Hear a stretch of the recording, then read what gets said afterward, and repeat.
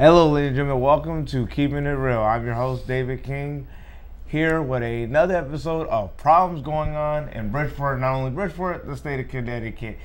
I am here with two very special guests. Now, those who watch the Steve Cardenas show of Student Telling Like It Is, George was on the show, and now he is here with a very special guest of mine, which I will introduce her in just a second. I want to give my condolences to the family of the young gentleman who was killed the other day. My heart goes out to his family, and we all feel very bad for what happened. Yes. But now I would like to turn the tables over to my guest at this time. Would you like to introduce yourself to the people?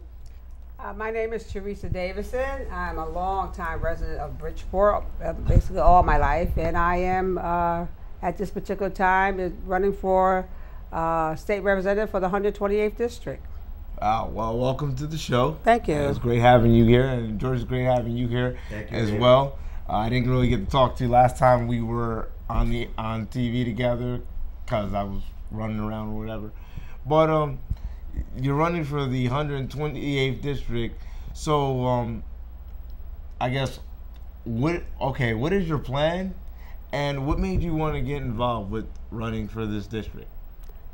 One thing I'm glad about the task that you have to do to get into this position, and it gave me the opportunity to really to explore the city, the district that I'm running in, and to see that there has been many broken promises that you see around the city that has been made by people in general, not trying to pick out anyone specifically, and just saying that I can make a change just as well as anybody else can. You get tired of seeing what you're seeing, and instead of talking about it, be about it. That's very true. Right. And George, I know you're sitting over there. You are, I believe, what is your? I mean, I believe she's a friend of yours, but you also have a position, I guess, with her. Would you mind explaining? Yes, Teresa's a very good friend of mine, and I was very honored when she asked me to be her campaign manager, because we basically have the same vision and passion for the city of Bridgeport, and I'm very honored to help Teresa in whatever capacity that I can, because, again, I believe that Teresa Davison is the woman that could seriously represent and unite the 128th district in Bridgeport. Right, and we all know, that district, has a lot of problems. It's a lot of work. It's a lot of work over there. I mean, do you feel like you're up for the task of what you're going to have to deal with, especially with over there? I mean, that is the majority of the population of Bridgeport. When you're talking about the east side of town, that's the majority of Bridgeport, Connecticut. Are you really ready to tackle on the people, but the problems that relate on that side of town? Well, I think what I believe in, if not only me and myself, because one man can't do it by themselves. Oh, most definitely. So I believe that if the community comes together as one, we can do a whole lot.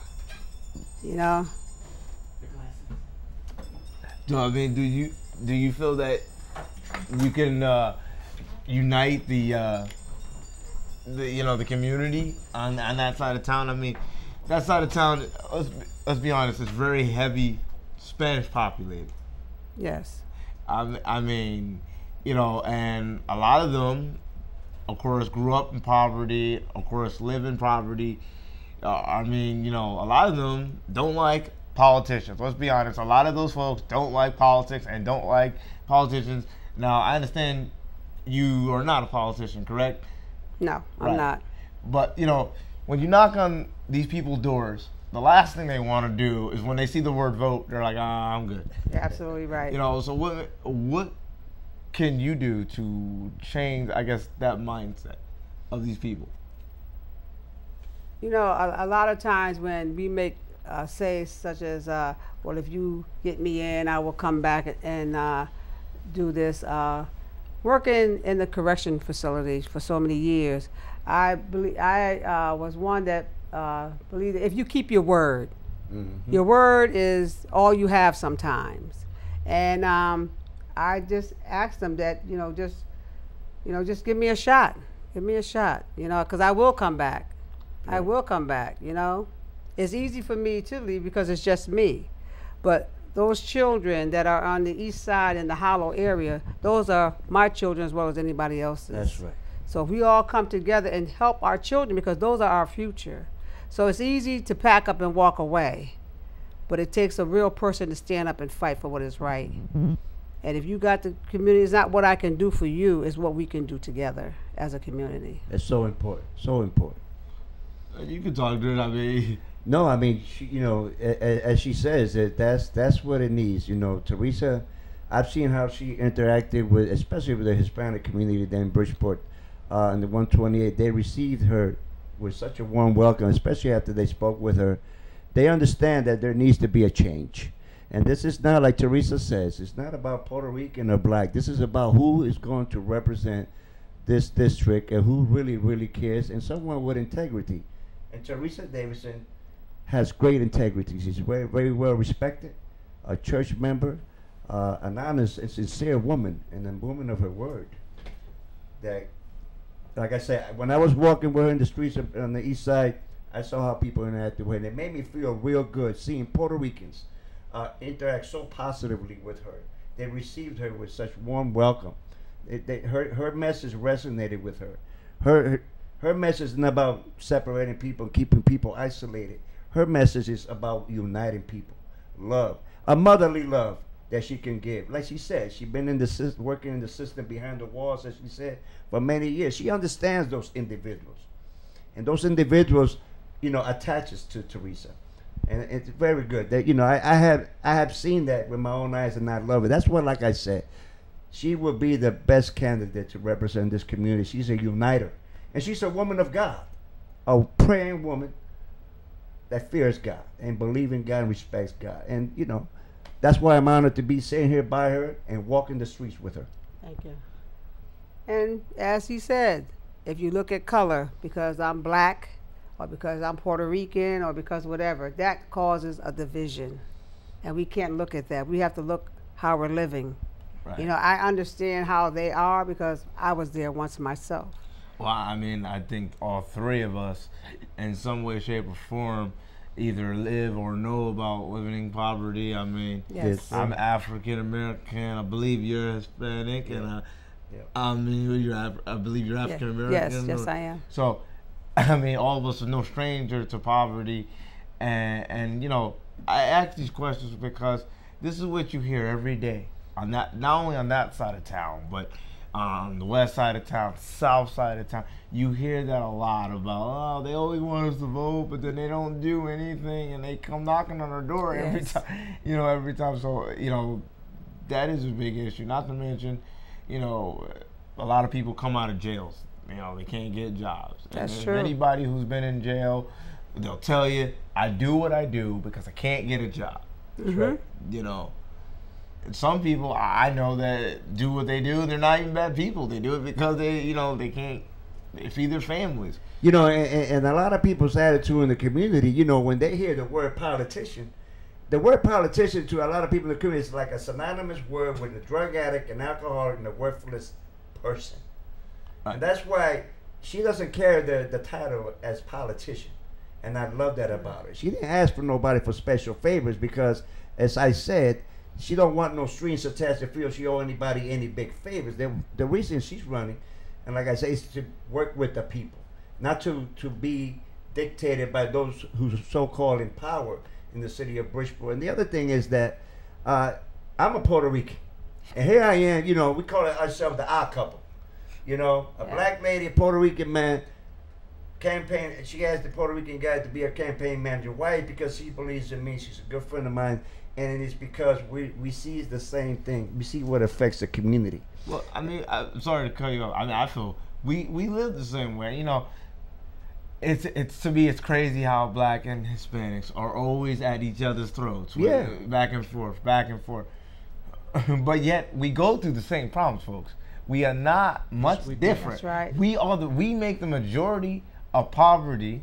We make the majority of prisons. Yes. I mean, you go to a state penitentiary, yes, and what is the majority of the race? And this is not pointing any fingers about being racist. This is not to be racist to anybody out there. But the majority of a state penitentiary, majority of poverty is black and Hispanics. Exactly. Yes. And it is almost at this point, unfortunately, a way of life. You know, you go to prison, you grow up in poverty, you have kids, they grow up in poverty, they go to prison. They have kids, they go, and That's so right. forth and so That's forth. right. It become almost a trend, which we do need to break, folks. And we do need people to change that in the community. The problem is, especially I know here in Bridgeport, people, one, are afraid of change. Exactly. And two, nobody wants to stand up to make the change. Everybody talks about you, and black and Hispanics, we do it all the time. We'll sit there with our friends and talk about, you know, this need to change. Oh, I would do this. But then when it's time for the person to step up, nobody says That's anything right. or do That's right. anything. That's right. You They know? won't do anything until the violence right. comes to their door. Exactly. When the violence comes to their door, those who's been avoiding getting involved in the community, but when the violence comes to their door, they'll be the first one yelling out that window. Exactly. You know. And it's bad that it takes that for it to come to your door to say that your son or your daughter has been murdered or been arrested and looking at 20 and 30 years. You know, like I said to someone, if you have a child doing 10 to 20, 30 years in jail, that 20 or 30 years, that child could have been a doctor. That's right. Most He could have definitely. been a lawyer. That's right. He could have been a CEO or she, or could have been a president of the United States. Exactly. There's many positions. So why do we take so much time and putting so much time on a child? There's got to be a way that you're not going to stop the revolving door completely, but you can slow it down. Right. And, You and know? we spend so much time, black Hispanics, we spend so much time worrying about rims on our car, or worrying about who's fighting with who, Yes, that our children can't even read and write. that's true. Our children are getting flushed through the school system, which I'm not even going to touch on that. Because And look the at school system alone now that you is talk about the education thing. Look at the charter schools are infiltrating Bridgeport. Speaking I mean, of, come on. You're right. The charter schools are arriving. Right, Teresa? Tell them, Teresa. The thing is that charter schools are there, many charter schools. But if you have 20,000 kids and you only have 4 charter schools, only 4,000 kids are getting in. What about the 16,000? You understand what I'm saying? No, I definitely understand. If you have 5 kids and 2 get in and 3 gets out, don't make it in, what do? Is he going to make it through that pipeline from school to the prison? Oh, I think it lowers their the kids that didn't get in, it lowers their Probably will. self-esteem. Mhm. That I'm not good enough. Exactly. Hey, and it just starts on, well, if I'm not good enough, then hey, you know what? I'm gonna go out there and I'm gonna do this and I'm gonna do that. And that's true. And I'm not even gonna lie. A lot of society looks at a black kid, a Hispanic kid, as like, well, this is what they're gonna be. You're gonna be the garbage man. You're gonna work at Burger King, and that guy over there is gonna be the lawyer. And it doesn't have to be like But that. you know what? And I hate to say it, folks, but a lot of it becomes true because us, black Hispanics, set our kids up for that path by worrying about so much other stuff that our kids don't have the education, so they have no other alternative because they can't go to college at this point. They can barely finish high school. So now, yes, they're living on state welfare, pregnant at 16. They're sitting there becoming the garbage man that person told them they were going to be because that's what we set them up to be. But it doesn't have to be that way. No, it doesn't. It doesn't. That vicious cycle's got to be broken too. It really does. Got to be broken. It's like Teresa says, slow it down. Slow it down so the work can begin. Can't stop it now. Can't stop all that crime. But you'll never stop all the crime. Find ways to slow it Oh, down. most And if all of definitely. us as leaders, stakeholders, head of churches, even head of households, come together, talk together, meet together, we can do something. Something with all those people. Something can happen good out of it. I've always said it, and we've said it. I've said it on Steve's show. I've said it on Goodman's show. It starts at home. It starts at home. We've been saying it for weeks, folks. Starts And at those who watch our shows, you've been hearing it for weeks. But it's very true. It starts at home, and there's a lot of broken homes, and the majority of broken homes are black and Hispanics. Now, I'm not saying that the whites don't have broken homes, because they do too. Let's not get it twisted. They do too. They do. But they cover it up better than we do. We make our problems public. Yes. We bring our problems to the light. They keep their problems in the closet. When something happens in a poverty neighborhood, it gets all over the news. When something happens in a neighborhood like the Valley or Greenwich, it gets covered up faster than it ever happened. That's right. Yes, it does. You know, and why is that? Why is that? Because they don't want to project that they're having problems. Exactly. They want to hide it. They want to live right. incognito, you know. But yet they want us. Our problems is very wide open. So the media naturally got an addiction to covering the poor people's problems. Yeah, but I feel our problem is open because we're the ones out there. Who do you see at 2, 3 in the morning laying on a park bench? You don't see a person of white skin laying on a bench. You see a person, a black and Hispanic, laying on a park bench. True that. A lot of youngsters when you read about killings, who do you read about? Black, Hispanics. Yeah, yeah. You know, you barely hear, you know, oh, white was killed. Well, okay, in a community, you know, like the Valley, somebody gets killed, the whole community comes together. Yes. When somebody in our community gets killed, a person of our race, that was that person's problem. And that's one of that was that family's problem. Yeah.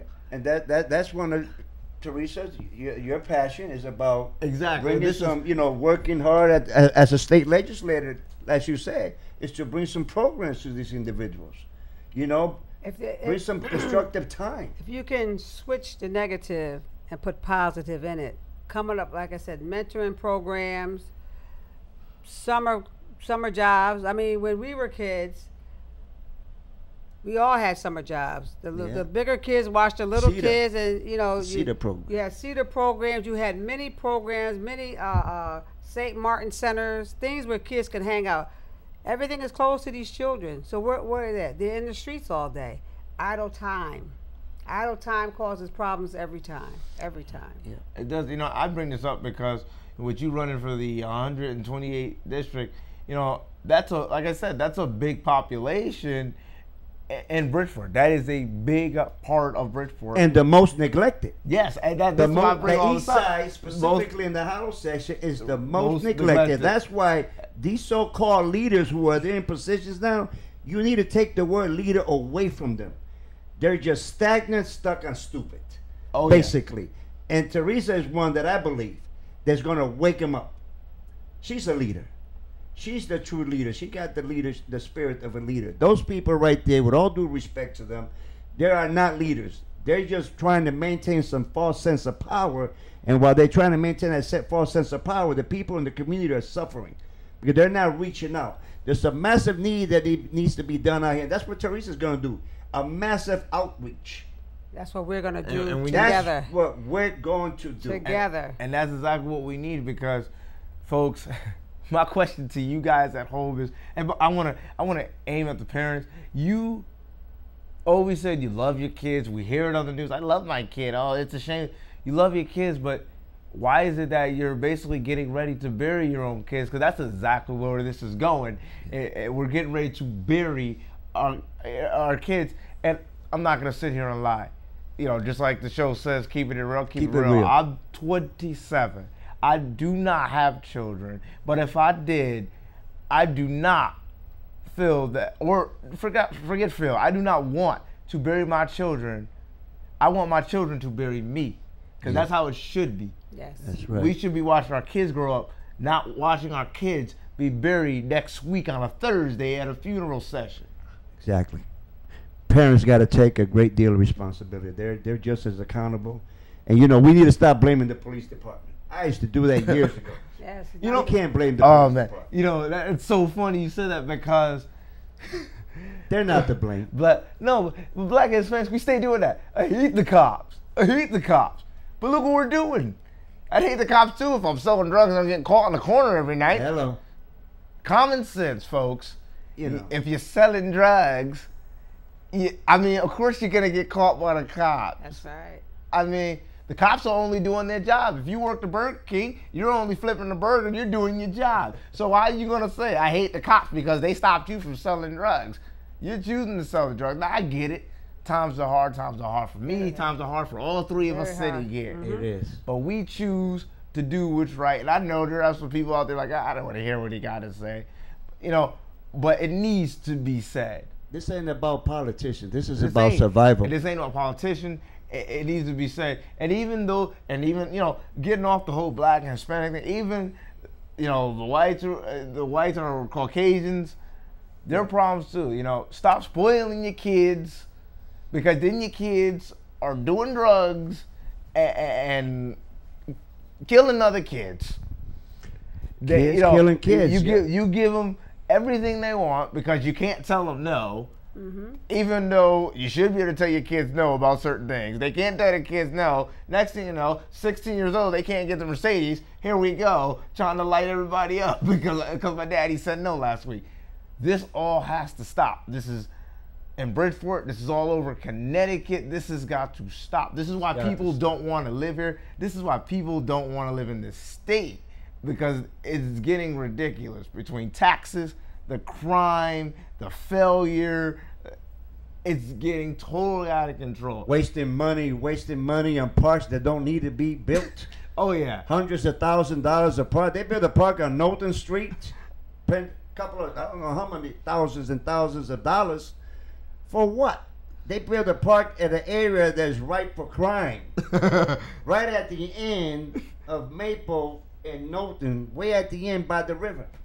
You know, what are these politicians or these so-called leaders thinking about? They should use that money. I'll tell you what. And there are more things like what Teresa's talking about. The more jobs, more programs, more after-school care. You know, more of that. And get the people involved. And there should be some funding around here somewhere to where we can have ways of mentoring our kids. You know, these are our kids.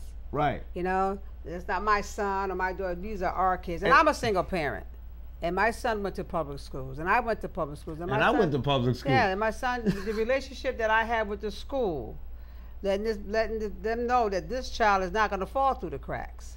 This young man is going to be somebody, because I'm going to be on it. I'm going to be on point. Well, that's exactly what we need. So we need a better relationship with the school system. And once, like I said, as we come together as one, and let them see, like, listen, you're not going to just pass my child anymore. My child's not going to make it to BCC or CCI 20, 30, 100 years.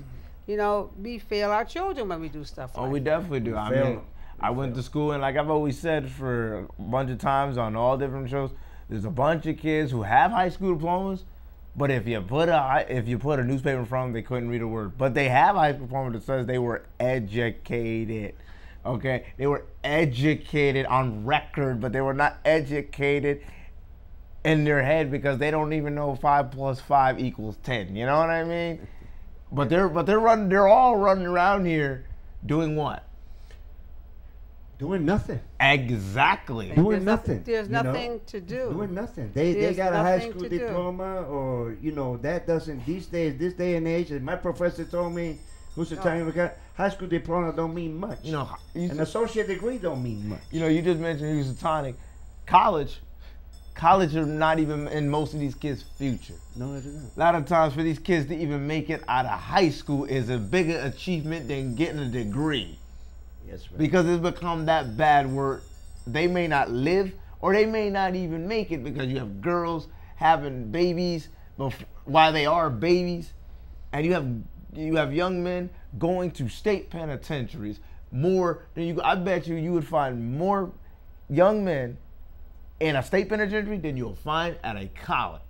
And Teresa, I'm sure she could tell. She's a witness to that. And yes, you know, and you said you used to be a correctional officer. I'm sure you ran into a lot of young men like myself. I'm not going to sugarcoat it, like myself, who could have been in school, could have been working, but they're sitting in the state penitentiary. I'm sure we all got a relative, or even out there, I'm sure you got a relative or know somebody who's sitting right now in the state penitentiary as we speak. But you even see them younger than you. I see them 15 and 16 years old. Wow. You know, getting massive time, massive.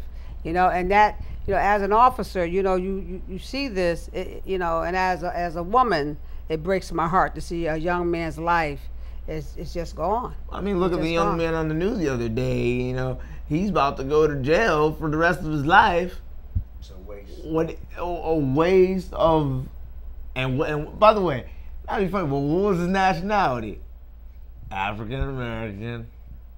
Just another number for the system. Nobody wins. You know, they need to get involved with programs to help, you know, channel that energy, that anger, that mindset that they got in the streets, you know, and that's what Teresa's all about, is to working and Gotta bringing try to those shift programs. it. Yeah. You have Shift to. that You anger, have to man. find it. And like I said, that's definitely a good Because thing. killing somebody, you're basically committing suicide, because you're going to be out Yeah. of mind, out of sight in prison for the rest of Exactly. your life. I mean, in the last couple of years, when you see most of the crime, but most of the crime in Bridgeport comes from where you're running. That's Oh, why I yeah. bring this up. Exactly. Most of the crime comes from your side. Today, this happened in Bridgeport. Where at? This side of this part of the east side, that part of the east side. You know, that's why I bring all this up, because I'm not saying the other parts of Bridgeport ain't bad, because they are too. But that's where most of the crime is making the headlines. Yeah. Is right there on the east side. Oh yes, yes. Is making all the headlines East side, in a right. negative way. Washington Park is rampant. Forget it. Yes, but Washington Park, Edna Ave, All of that up there. all the way up there. yeah. But that's why Teresa's there, right, Teresa? Yes, yes. You know, as long as we, you know, like I said, I keep saying it again. It's not what I can do; it's what we could do. And what we could do, if we come together, we can make a great change. A great change. And you know, it's so much to be done. It is. You know, so much to be done. So it's not going to happen overnight. It's just trying to get people together is the hardest part. Yes. You know, people want to put you in, but are they willing to come out and work with you? That's the most important I think thing. I think for I think it's getting the parents to be involved. Definitely. The parents are so involved with how they're stuck in a set where I grew up like this, so that's just the way life is. You know, they're stuck right there. This way life is. And it shouldn't be like that. It really should. No, Shouldn't no, be like that. no. I mean, you know, we're coming to the end, you know, close to the end of our show, folks. I mean, as you can see, we can go on and on Yes. and on for days, for hours with these problems. But you see, this problem, like we're saying, it starts at home. For you young people, you know, you need to be doing something more with yourself Definitely. than just hanging out on the street and worrying about what is 2 Chainz doing on BET. You know, you really need to make a future for yourself, because at the end of the day, there's nothing out here in the streets, and nobody cares about you out here in the streets. Nothing And but parents, death and destruction. parents, if you really care about your kids, you really love your kids like you say you do, then stop setting them up for failure. Stop setting them up to be buried before their time. You know, you should be watching them grow. Yes. You should be enjoying what you have created Mm-hmm. That's right. and being proud of their success. Is there anything else that you like to add before we go off? Is there anything you would like to add before we go off?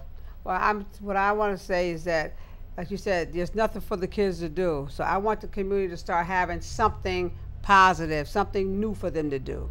Something when they do go outside, they can go to a recreation center, or they can go here or there That's right. And George? and get the guns off the streets. I'm right behind my sister here, Teresa, ladies and gentlemen, because this is the woman that I believe in all my heart, and many of you on the east side that spoke to her know that she's the one that can help bring some change. With you behind her and helping her, uniting and getting together, community organizing with this lady, you could also get a lot of this together. It's like Teresa said, she could only do but so much. You have to be together with her. You have to unite yourself so we can tackle those serious issues of the east side. Right. Ladies and gentlemen, you've been watching Keep It Real, starring me, David King. I want to thank George and you. Teresa for being on the show. Thank you so It was much. a pleasure having you. Ladies and gentlemen, please stay tuned in next week as we continue talking about the truth of what's going on in our state. Peace out.